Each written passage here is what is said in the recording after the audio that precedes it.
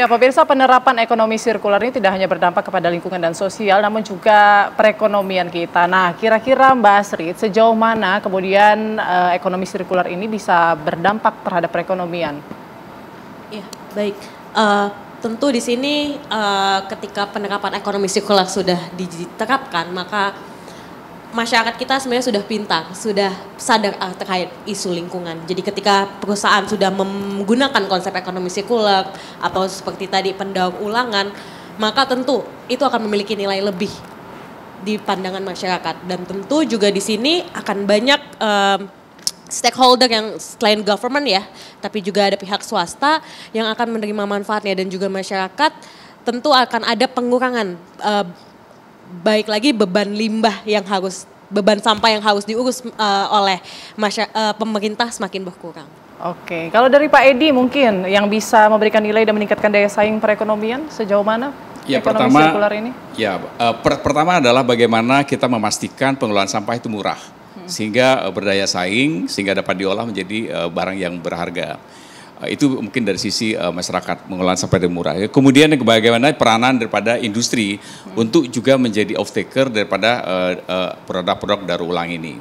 Nah, kemudian tentu dari pemerintah kita harapkan ada dorongan, insentif dari pemerintah sehingga secara ekonomi dapat bergulir dan kemudian lebih ekonomis dan mengurangi juga ketergantungan kita terhadap bahan baku impor. Karena saat ini plastik kan masih impor. Jadi apabila dapat kita lakukan daur ulang sebanyak mungkin, itu juga akan mengurangi beban ekonomi kita, dengan juga lingkungan juga akan lebih baik. Nah, tentu hal ini tidak dapat dikerjakan hanya sendiri saja. Kita harus lakukan secara bersama-sama, secara pentahelix stakeholders melakukan ini sehingga Indonesia akan lebih baik, sehingga Indonesia ekonominya lebih baik, lingkungan juga bersih. Oke, baik. Terakhir mungkin ke Ibu Vivi, gimana Bu kesimpulannya? Dan mungkin apa yang bisa dilakukan lagi untuk mendorong agar implementasi ekonomi sirkular ini bisa lebih luas?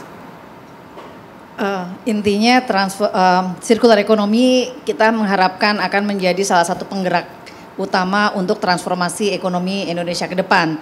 Bukan hanya tumbuh tinggi, tetapi tadi kita bisa sekaligus mengurangi emisi gas rumah kaca dan tentunya meminimalisir penggunaan sumber daya alam kita. Jadi ke depan mungkin saya bisa bicara prinsip aja ya.